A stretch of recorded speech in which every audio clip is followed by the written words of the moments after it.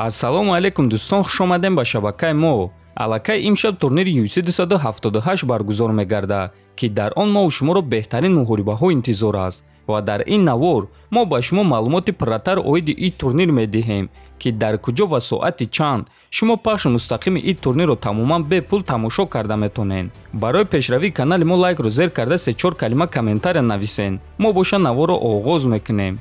дӯстон, агар шумо хароб ҳастеду фарбеҳ шудан мехоҳед, ё ин ки фарбеҳ ҳастеду хароб шудан мехоҳед, ё ин ки қувваи мардонагии худро қавитар кардан мехоҳед, ва ё ин ки агар шуморо бемориҳои гурда, дил, дарди мушакҳо ғам диҳад, пас мо ба шумо беҳтарин ширкат шифофарморо тавсия медиҳем, ки дар ин ширкат шумо доруҳои гиёҳӣ ва оригиналро барои ҳама дардҳо бо нархи арзон дастрас карда метонед.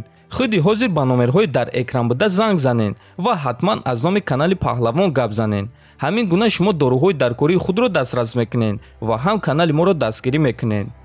чӣ хеле ки дар боло қайд кардем, аллакай имшаб, аниқтара шаби 20 ба 21 август турнири UFC 278 баргузор мегардад, ки карди асосиро муҳориба дар вазни ним вазнин байни Тайсон Педро бо рекорди 8-3 ва Хери Хансакер бо рекорди 7-5 мекушояд.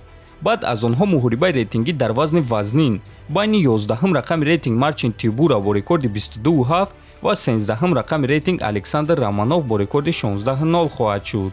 сеюм муҳорибаи асосии турнир боша ин муҳорибаи рейтингӣ дар вазни 61 кг байни сеюм рақами рейтинг Жозе Альдо бо рекорди 31-7 ва шашум рақами рейтинг Мераб Двалашвили бо рекорди 14-4 хоҳад шуд.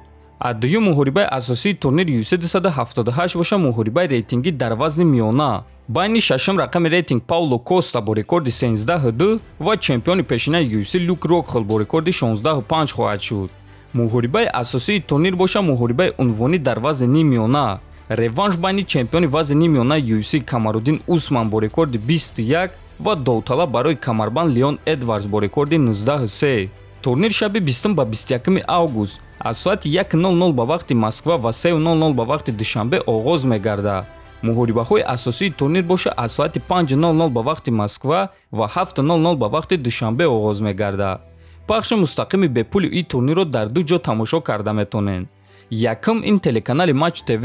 телеканали Матч ТВ пахши мустақими ин турнирро тамоман бепул нишон медиҳад ва шумо метавонед ки аз телефон, компютер ва телевизорҳои худ тамошо кунед. аммо бояд гуфт ки Матч ТВ танҳо муҳорибаҳои асосии турнирро нишон медиҳад ва пахши мустақими худро аз соати 5:00 ба вақти Москва ва 7:00 ба вақти Душанбе оғоз мекунанд.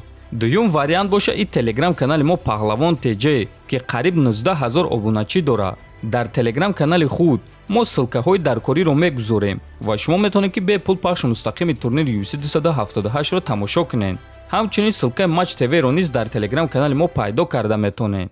ва боз шахсоне ки кор доранд ва пахши мустақимро тамошо карда наметавонанд, мо ба шумо гуфтанием ки баъди ба анҷом расидани турнир муҳорибаҳои асосии турнирро дар телеграм канали худ мегузорем ва шумо метавонед дар дил хоҳ вақт даромада ин муҳорибаҳоро тамошо кунед. ссилкаи телеграм канали мо дар поёни ҳамин навор.